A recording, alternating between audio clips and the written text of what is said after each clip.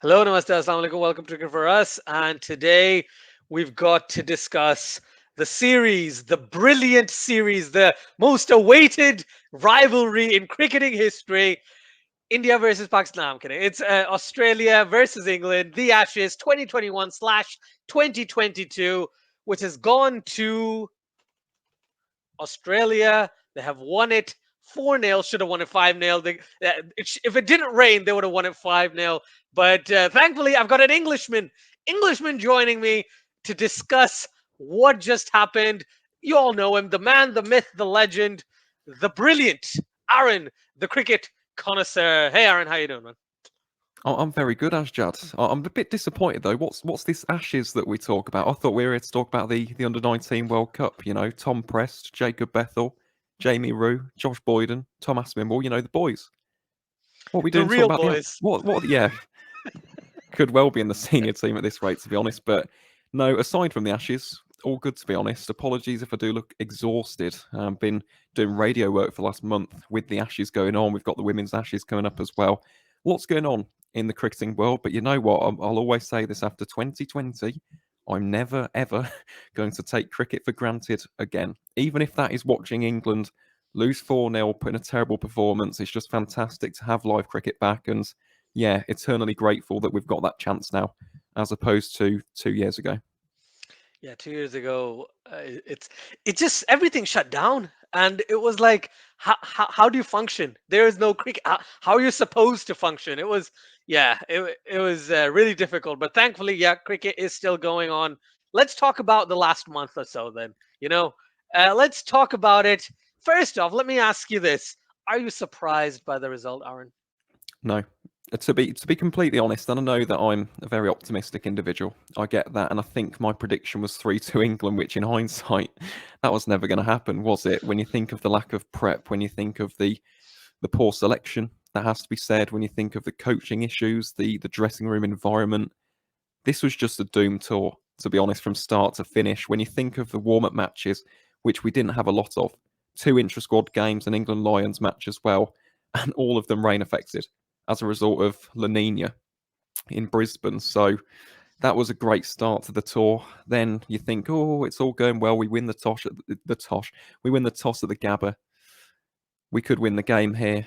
Fortunately, Joe Root didn't do a Nasser Sane and elects to have a bowl first, and then England get bowled out basically in the first session, and again just set the tone for the rest of the series. So I would say a forgettable series, but at the same time, first things first, credit to Australia. Far outplayed England. They were clinical, ruthless. They were everything that England weren't in this series, and they dominated from start to finish. And again, this isn't just about England. We have to give due credit to the hosts, who were absolutely phenomenal. But in addition to that, I just looked at this England team, and by the end of day three, the fact that day three, England lost that day night test match in day three, they looked like they didn't want to be there.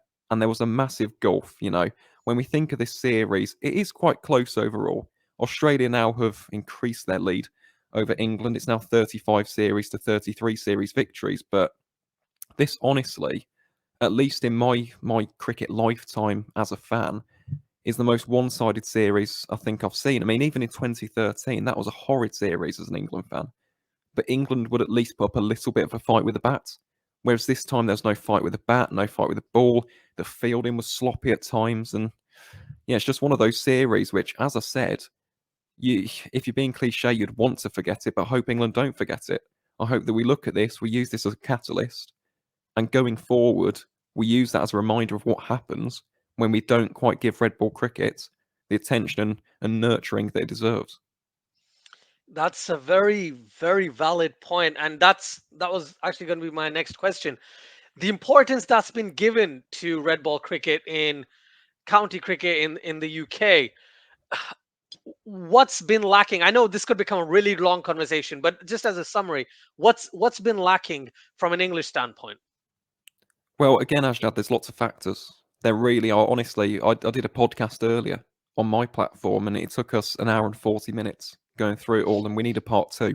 It is honestly that complex. Everyone has an opinion. It's a very subjective game, and unfortunately, and this doesn't just apply to England, this is any domestic circuit around the world. There's no definitive answer. There's no silver bullets. There's no quick fix. Okay, you can't just paper over the cracks and act as though everything is all right. There needs to be a lot of change. But when you look at the scheduling, that is something which has come up a lot in conversations in these past few days. And a good friend of ours from the podcast, Dan Kingdom, he's a Somerset fan. He provided us with some fantastic statistics. If you look at the year 2000, the 2000 county championship, between the 16th of June and the 16th of August, which is the height of the British summer, there were 224 days of county championship cricket being played. 224. Now, with the advent of the T20 Blast in 2003, that went down to 172. There was a lot of fluctuation. It peaked again in 2009. It reached those pre 2000 levels. But you look since 2017, and I'll just read you the number of days. 2017, 124 days. 2018, 104 days. 2019, 152 days. That was due to scheduling. They made the Royal London One Day Cup a bit earlier in the season, which made it easier. 2020, little bit of a grey area, admittedly. It was a shortened season. But 2021, as a result of not just the Blast, but the 100 as well, 68 days. 68 days of red ball cricket in the prime time of the English cricketing summer. Now, we aren't like other countries. We aren't like India. We aren't like Australia, who have these prolonged cricket seasons with relatively similar weather. In April and September, which is where the majority, or at least a good chunk of the season is taking place, the weather isn't conducive for red ball cricket. You get green seamers, you get massively overcast conditions. It's very easy for seam bowlers to generate all sorts of lateral movements. And that is part of the problem. But the key thing there, it's part of the problem. It's not the entire problem. This series is an amalgamation of factors. This isn't just county cricket's terrible, pitches are terrible, the scheduling's terrible. There are so many factors, and it's about solving as many of those as we can. The problem that I have as an England fan and as a county cricket fan is that in recent years, for all of the PR statements, for all of the interviews with Sky Sports and BBC Test Match Special, Tom Harrison, as the CEO of the England and Wales Cricket Board, he constantly says, red ball's the priority, red ball's the priority. And it isn't. It isn't. As soon as you research it, you can see past those words. They're completely meaningless. The priority has clearly been white ball cricket. And as an England fan, obviously, okay, we can't have everything. We've won a World Cup. We're number one ranked in T20 cricket. We've been competitive in the last two tournaments, semi-finals in 2021, the final in 2016. We were one Carlos Brathwaite masterclass away from lifting our second trophy because we won one in 2010 as well. Yep. We can't have it all. We prioritise white ball cricket, and that is why we're dominating that format. But if the ECB really care about red ball cricket, if that is the pinnacle, if that is the real priority, because Test cricket in this country is the main source of revenue for the board, you've got to show some more actions. It's no good having these hollow words because your actions are not backing it up. So we'll have to wait and see. I'm going to be completely honest with the ECB as a fan, from a fan's perspective. I think a lot of people are feeling quite disillusioned with this board. This is a board that in 2020 made 62 people redundant. So they lost their jobs in the middle of a pandemic. Yeah. In 2021, and yes, they'd brought in the 100, and yes, okay, fair enough, there are new fans coming in from that, but England, for the first time in 20 years, went a home summer without winning a test series. Do you know what the top 7-8 people at the ECB did? They shared a bonus pool of £2.1 million. They gave themselves all that money. Bear in mind that during the pandemic, they'd made all those people redundant. In addition to that, the ECB reserves fell from 73 million to 2 million. So if you think if they could have just put that back into those reserves, you've already doubled it. You're already safeguarding the future in a better manner. So as much as we keep on saying about these solutions, I personally don't think anything's going to change anytime soon. They've changed the scheduling. So instead of 2 rounds of championship cricket in the height of summer, which was last season, they've planned on doing 5. We'll find that out for sure on Thursday. But other than that, we're going to have to wait and see. This is a board which, unfortunately, are not backing up their words with actions. And until that happens, I don't expect England to change anytime soon. And they're not the only problem as well, as we'll touch upon. Selection, coaching, individual mistakes, lack of application. It's a perfect storm of factors. And it's a shame because England being so terrible in this series has taken away from a clinical performance from Australia, who we should be talking about and should be focusing on after a dominant 4-0 victory. That's a very, very good point there. And I was gonna say we can dissect England as we could already talk about minutes, hours about how England messed up. So we'll probably get back to that later on. But let's talk about Australia in this case. Australia was pretty much sensational, right? They were, if you look at the individual performances, if you look at someone like Pat Cummins, right? You look at someone like Scott Boland, debuted in the Ashes, and he's in the top three wicket takers of the series. Right, he's got in 3 matches. He has 18 wickets at an average of. You can correct me if I've got the number wrong. 9.5. 9.55. Thank you. Yeah. Yeah, it's I don't even have words. They didn't have Josh Hazelwood for more than half the series, and England still collapsed pretty much in every game. Right? It's it's just a surprise, and I'll keep talking about England when I want to talk about Australia. Australia's bowling was just brilliant. Right? Australia's bowling is a very prominent, very dominant attack. Apart from against India, even then, I think they were great in that first test. Again, I'm going off tangents, and I know this will become a really long video. But let's talk about Australia's bowlers and how good Scotty Boland and Cameron Green were in this series, because Cam Green stepped up like crazy. He most certainly did, and isn't it ironic actually? We're talking about Scott Boland and we're talking about county cricket. Scott Boland is basically the most archetypal Aussie seamer for Yeah. county cricket. Hmm. He's not ridiculously fast, he just drops it on that penny length, he's deadly accurate, uses the wobble seam to perfection, and yeah, he was incredibly effective in this series, as was Cam Green, and not just with the ball as well. He had Joe Root on toast, which is a very difficult thing to do to one of the world's greatest batsmen.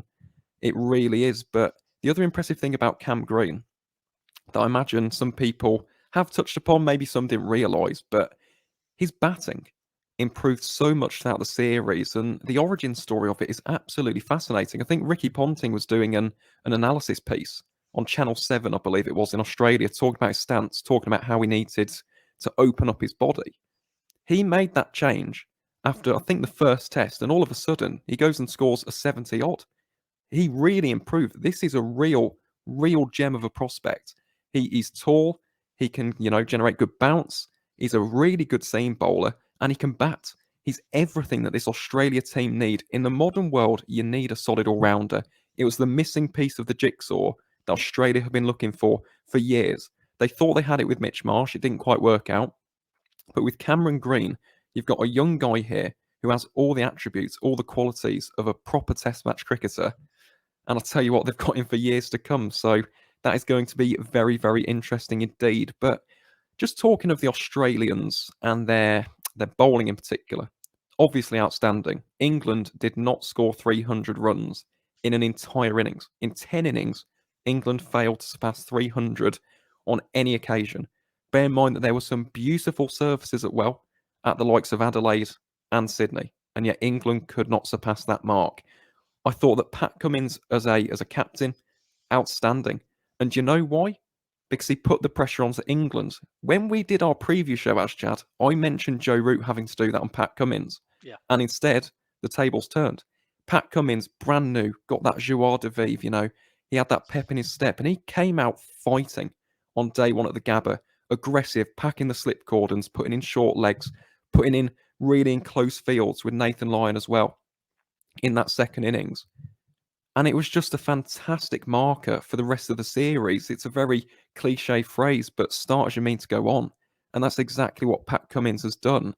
And then in terms of the execution, every single one of those Australian bowlers, Cummins, Stark, Richardson as well in the day-night match, Nisa, Boland coming in, Green, ridiculous bowling attack. And they had England on toast. They were phenomenal. They were cutthroat. They were ruthless. They did not allow the pressure to subside for a single moment of this series. So, again, as much as we can criticise England's batting, let's also very much credit Australia's incredible bowling because they were absolutely phenomenal.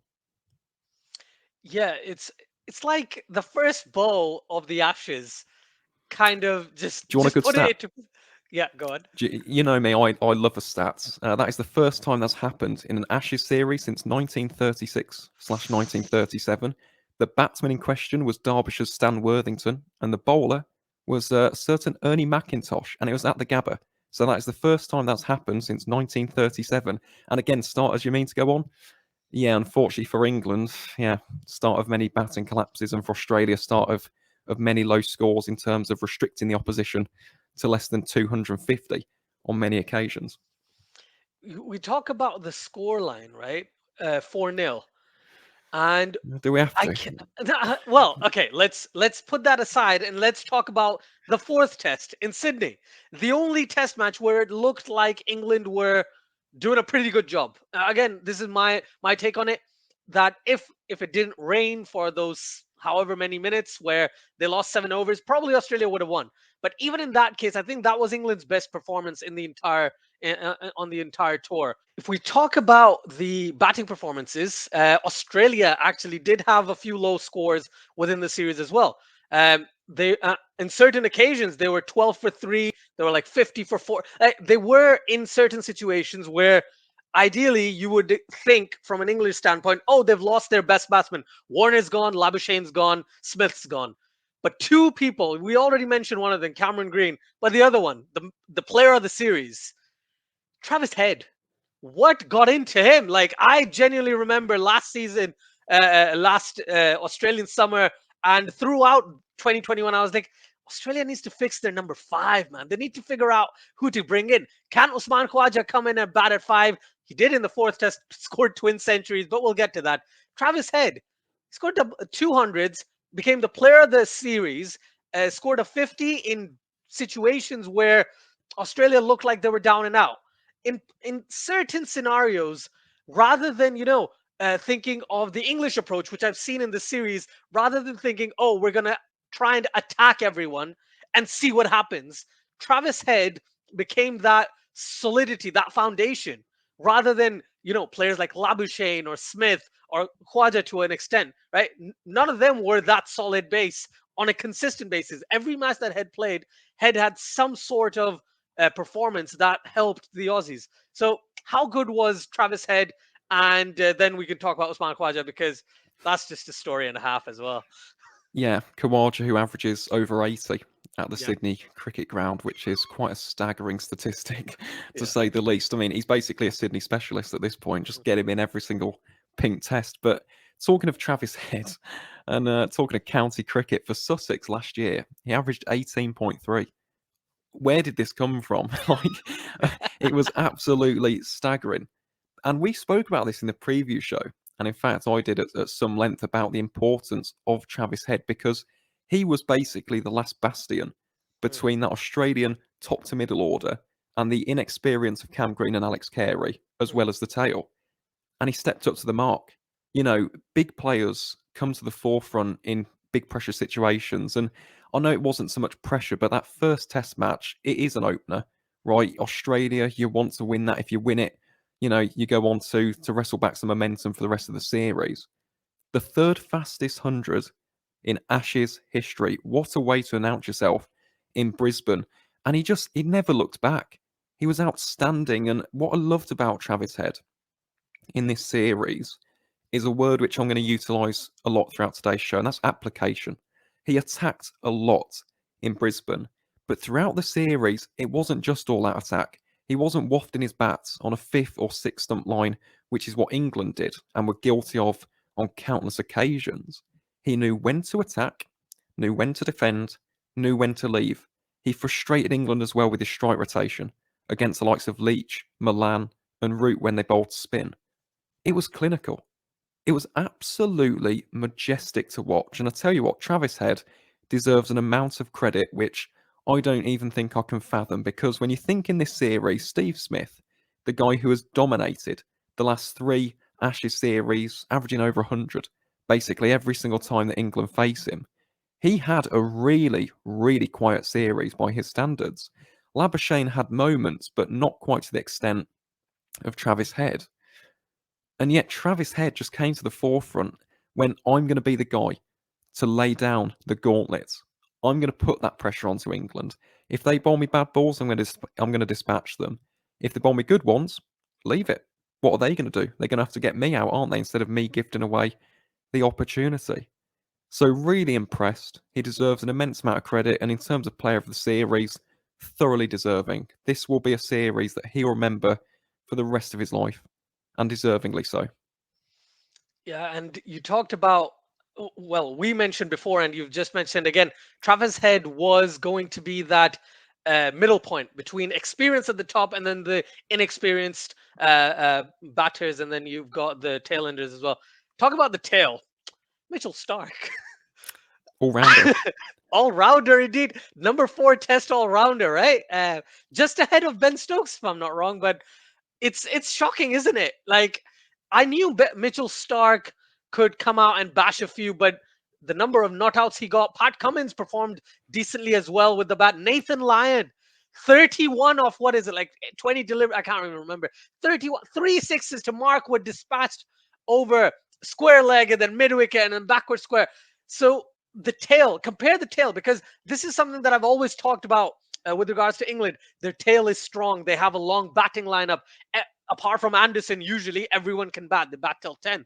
In this series, it seemed like it was the opposite. The lower order for England, apart from yours truly, Chris Wokes, no one else in the bottom 4 was actually making many runs. But on the opposite side, if Stark didn't work, Cummins would come in and score a 20. Lyon, I didn't know Lyon could bat. To be honest, I didn't know Lyon could bat until this series, because I've always seen him get out quite cheaply. He scored like 9 and then tries to smash it. But this series, he looked a lot better with the bat. Surprise, surprise.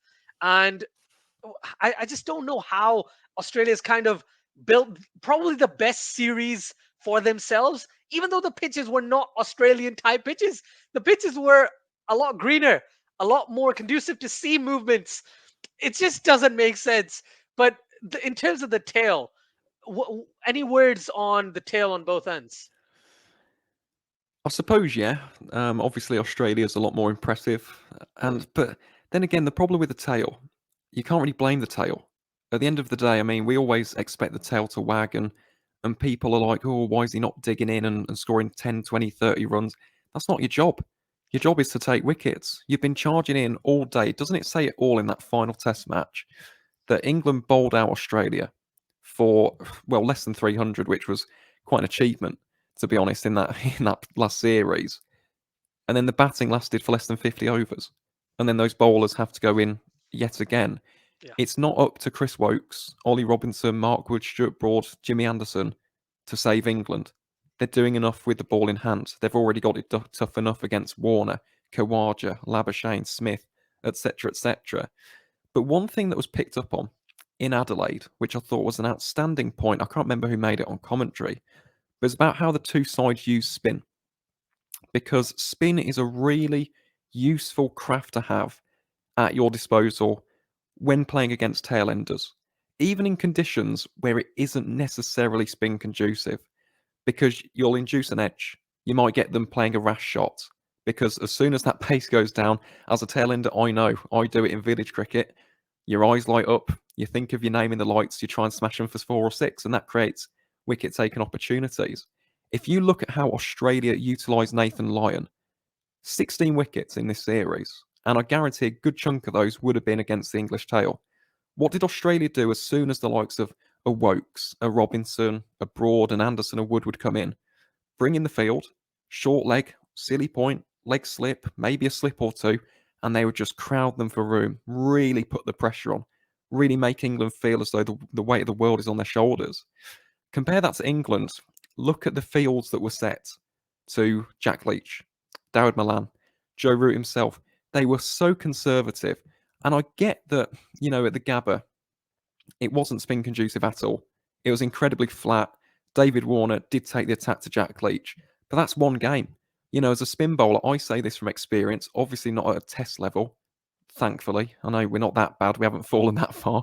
Otherwise, we would be dead last in the rankings, probably lose our test status. But as a spin bowler, it happens now and again. It's part and parcel of the art form. It's the nature of the beast because you are the slower bowler. Batsmen's eyes light up and they take you on. And sometimes you'll get a fifer from catches, sometimes you'll get none for 100. That's just how it is. And unfortunately, England in this series did not back their frontline spinner.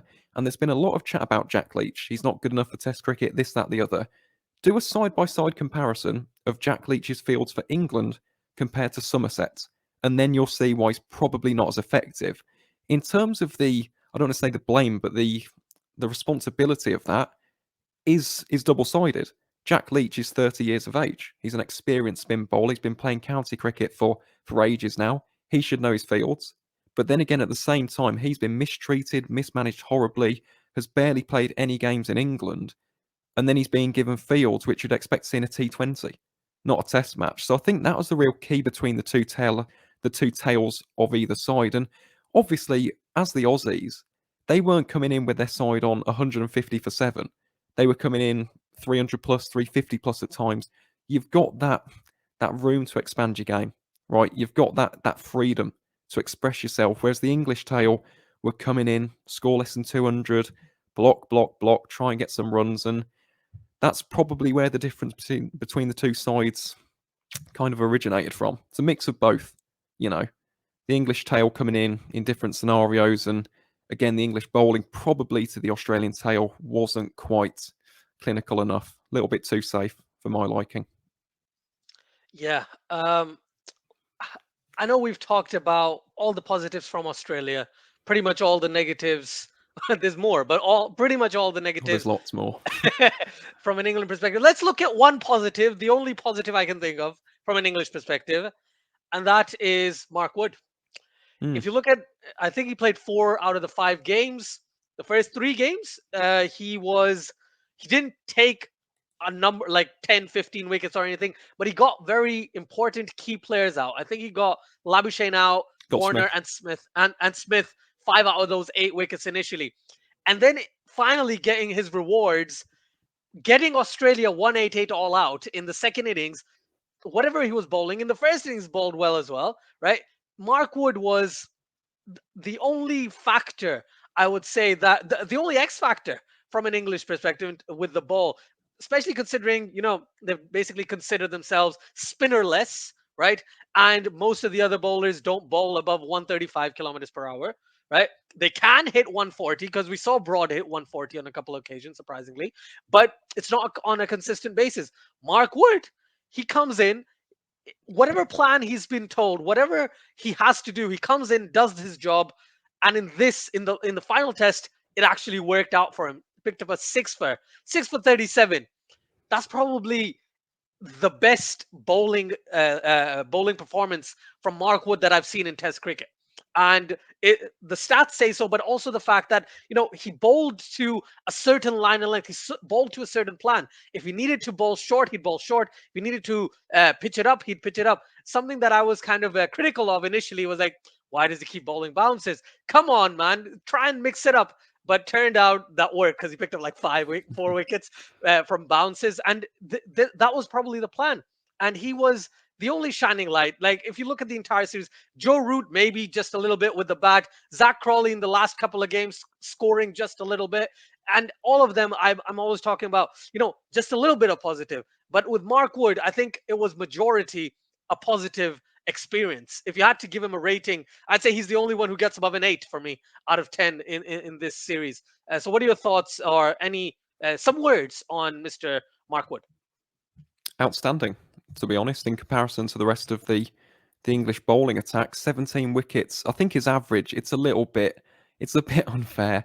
That should have been lower. I think his average was 26. In an ideal world, if England could have taken their chances, would have been around the 22, 23 Yeah, mark. But yeah, he bowls his heart out. And that's what I love about Mark Wood. He is honestly such a fantastic character. He's a bundle of energy. He always gives it 100%. And I'll tell you what, I completely agree with that, Asjad. In what's been a completely horrendous series from an English perspective, Mark Wood has made staying up until 5, 6 o'clock in the morning that little bit more worth it, because at least he cares and he shows that he cares. He shows some fight with the bat, shows some fight with the ball. He's a live wire in the field. And again, I just look at Mark Woods and I'm just so thankful that he didn't get injured, because that was the problem with Mark Wood. We could have had a lot more years of watching Woody at his prime, but unfortunately, injuries kind of hampered that. Now he's fully fit, he's changed his run up, he's lengthened it, which has reduced his risk of injury, and he's showing exactly what we see week in, week out for Durham, and it is fantastic to see. You mentioned the word X Factor, which is one word because it's hyphenated, but it's something which England were lacking in this series, and it's something that we lacked in 2017 as well. And that was something that we wanted to change. Now, in an ideal world, we wouldn't have just had Mark Wood. We would have had Jofra Archer. We would have had Ollie Stone. Unfortunately, those two were injured. We couldn't do anything about that. That is out of our control as far as that's concerned. But in the English game, and again, Bryden Cast actually, he would have been a good one, but another one is injured. In England, we don't have many express pace bowlers, but there is someone who has that little bit of X factor about him. Hasn't played a load of first class games, but he's just got that little killer edge, and that's Saqib Mahmood. And he was playing in the Big Bash and wasn't called up. Now, I don't understand that at all, because in a seam attack which was very, very one paced, and Australia, as soon as those first two tests were done, were comfortable with the pace. When we had Broad and Anderson bowling bumpers at times, it's not going to scare them. It's not going to intimidate them. Nice even bounce coming onto the bat, hook or pull shot, 4 or 6 runs, easy runs for the Australians who've grown up in these conditions. I just feel as though Saqib Mahmood and Matt Parkinson, Parky should have been in there as well, because we needed a spin bowler, as Australia keep on showing year in, year out, by selecting Nathan Lyon. I just feel as though that was an oversight from England, and it's one which could have been avoided. Saqib Mahmood did brilliantly for the Thunder. I'm a Thunder fan. I'm absolutely buzzing. I'm delighted for him. He's going to be playing in the West Indies in, the next week or so. But this was the series to almost blood him in the Test arena, give him a Yeah. chance on wickets which really suit his game. And England, yet again, not the first time that we've said this, have missed that boat, and that opportunity is now gone. I remember when the Pakistan England series happened last summer. We had this discussion. Can Saqib Mahmood be that fourth or fifth pacer that England take to Australia? And at the time, it was like, oh, Archer, Stone, Cars, etc. You'd have them, but Saqib Mahmood would definitely be in the discussion. But yeah, it was surprising to see Sam Billings coming in, but not Saqib Mahmood or anyone else, Ben right? Folkes, Ben Folks was in England, apparent. So for that reason, maybe they didn't want to fly him around he was back. there with the Lions. I'm just saying, And just putting it out there.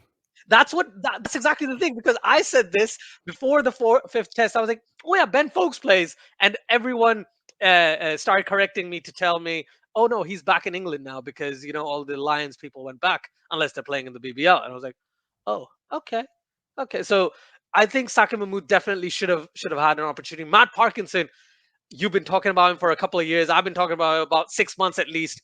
He A leggy in Australia would have been amazing from an England perspective. I'm supporting Australia, so I'm okay with the result. But from a cricketing point of view, I think it would have been really really helpful for England to kind of go in with another type of spinner, not just finger spinners all the way around. Well, we did have Dawid, to be fair, who's now eating into Shane Warne's record, shall we say. He's not that far off now. Shane Warne is just quaking in his seven, boots. just 700 more wickets left. Yes, he might have a 708. Well, it was before this series. It was a 708 wicket lead. It's now gone down to 706. So who Oof. knows? Dawid Malan. He's coming. Malan Il Cumble, as we know him in England. But in terms of Shane Warne, actually, this is another point that I had with regards to Matt Parkinson. Shane Warne is a massive fan of Parky because he gives it massive revs. Yeah. We saw it against Pakistan at Edgbaston, 12.1 degrees of turn against Imam ul Haq with a white cricket ball. Even if he wasn't playing, having him in Australia, I guarantee that Shane Warne would have had a conversation with him. Mhm. And that is invaluable. Again, it's another opportunity missed. It's one which, in hindsight, would have been very useful. And that has now gone.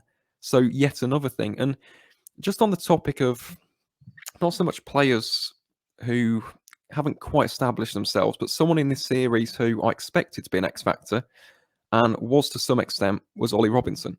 11 wickets at 25.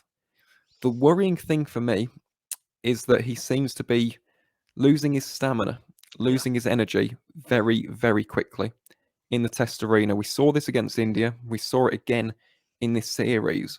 And for that last test, he should not have been playing. He Yeah. wasn't fit. Mm. And in fact, he declared himself fit, which says a lot about our management group. Bowlers shouldn't be doing that. If you can see that someone is not fully fit, they don't play, Yeah. especially when Craig Overton was in the nets working to match fitness. So, just one thing with Ollie Robinson, that does genuinely concern me because this guy has got all the talent, all the natural skill in the world. But there's things which he's doing, he's reverting back to things which I haven't seen him do at Sussex. These are from his Yorkshire days. He's falling back into these old traps, these old bad habits. He has got so much talent. He really has. I love Ollie Rob, and I'm so happy that he's playing for England. But if we're keeping it real for 1 second, he genuinely needs to have an honest conversation with someone. Look at what Dom Sibley did with regards to his weight loss journey, getting back to full fitness. He really wanted to play for England. And he needs that conversation now, Ollie Robinson. He needs an honest, open chat. How much does he want this? Because at the moment, he'll be a decent bowler for England. He'll play maybe 3 matches in a 5 match series. What I expect of him, what I think he could reach, is being that real premier bowler. I think he could be England's next go-to option. But if he keeps up these habits, it won't materialise. So I hope that someone has those conversations with him, and I also hope that he's open to it. I know it'll sound really harsh. It's tough love, of course it is, but we want to get the best out of this guy. I don't expect him to be, absolutely exhausted after 1 or 2 days of a test match. That's something he has to work on. That Mm. will take time. Of Yeah. course it will. But if he can work on that, if he can really hone his fitness skills, if he can work again on his wobble seam, his in swinger, his out swinger, he's a tremendously talented cricketer. So that's what I want to see as well. Just someone else I wanted to highlight in this series. The next time that we go to Australia, Ollie Robinson could be our premier fast bowler, but he's got to make changes in order to make that turn into reality. Yeah. And again, I see us England's attack looking very different to what it was in this particular series. A Jimmy will couple still of be there. well, well, he'll be there until 2050 from the way he's bowling. As always, just three more questions. Three more questions left. Batsman of the series, bowler of the series, and then obviously Kamal moment of the series. Travis Head, Scott Bolland, Kamal moment. That's an interesting one. That what would be the most incredible moment of the series? Stuart Broad telling off the robot. That was quite funny in Hobart. And then they put a headband on it. Great Ashes banter. Really good Ashes banter. To be honest, I'm going to say Scott Bolland's performance at the MCG. Yeah. That'll be my Kamal moment because with this series, something which has been really brought to the forefront is that connection with the indigenous tribes of Australia. So they've had the barefoot circles, the welcome to nation. Scott Bolland has Aboriginal descent. Yeah. And in fact, I think he's just the fourth Test cricketer in Australia's history of Aboriginal descent to play in the format. Yeah. And then the guy on debut, he plays for Victoria, been working so hard for years at his home ground, produces one of the best bowling spells we've seen in recent Ashes history. So for that reason, Kamal moment, Scott Bolland at the MCG, without a shadow of a doubt. Honorable mention, Usman Khwaja, twin centuries, maybe, Well, maybe. there's too many. This is the thing Yeah, from I an know that's the Australian thing. point. There's that. You've got, let's not forget as well, Mitch Stark, first ball of the series. That was a Mhm. pretty incredible moment. But I think Pat, just in terms of the overall narrative, the overall story, the fairy tale element of mm, it, I'd go with Scott Bolland. fair enough. And it'll be difficult to argue with that. I completely understand where you're coming from. Thank you, Aaron, as always. Really appreciate your time. Thank you so much for diving so deep into this discussion that we went double the time. But thank you. Thank you, as always. Really appreciate it, man. For everyone watching, please do like, share, and subscribe. Do check out the Cricket Connoisseur on every single platform in the world, as well as YouTube. You will have an Ashes vodcast or an Ashes podcast out in the next couple of days. Please do check them out. I will leave any links that I find in the description below as well. And yeah, thank you as always. And until next time, everyone, take care. Cool.